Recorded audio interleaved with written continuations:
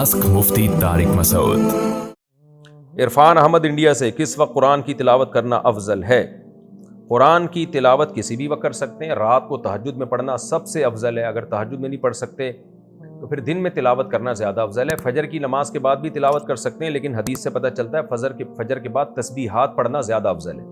इसलिए हज़रात फ़ुक़हा ने लिखा है इन हदीस की रोशनी में कि फजर की नमाज के बाद तिलावत के बजाय तस्बीहात ज़्यादा अफजल है, और तिलावत फिर इशराक के बाद या किसी और वक्त करें। और तिलावत सबसे ज़्यादा अफजल टाइम क्या है? तहज्जुद में कुरान पढ़ना।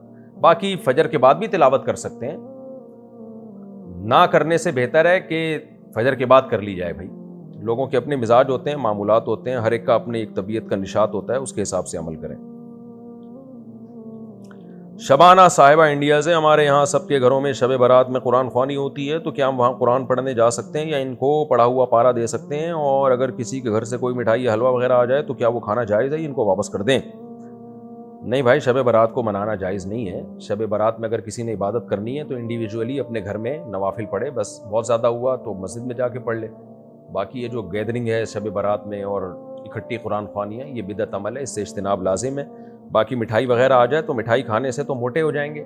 हदीस में आता है, बुखारी की हदीस है, जिसका मफहूम अपने अल्फाज में बयान कर रहा हूँ कि इस उम्मत में जो सबसे पहली खराबी आएगी ना, झूठ और मोटापा, ये सबसे पहली खराबी आएगी इस उम्मत में। नबी ने फरमाया सबसे बेहतरीन मेरा ज़माना, फिर उसके बाद वाला, फिर उसके बाद वाला, उसके बाद झूठ भी फैलेगा और मोटापा भी फैलेगा। तो मिठाई से मोटापा आता है और बड़े मसाइल होते हैं। तो मिठाई चाहे शब बारात की हो या शादी ब्याह की हो, हत्तल इम्कान उससे अवॉइड करें।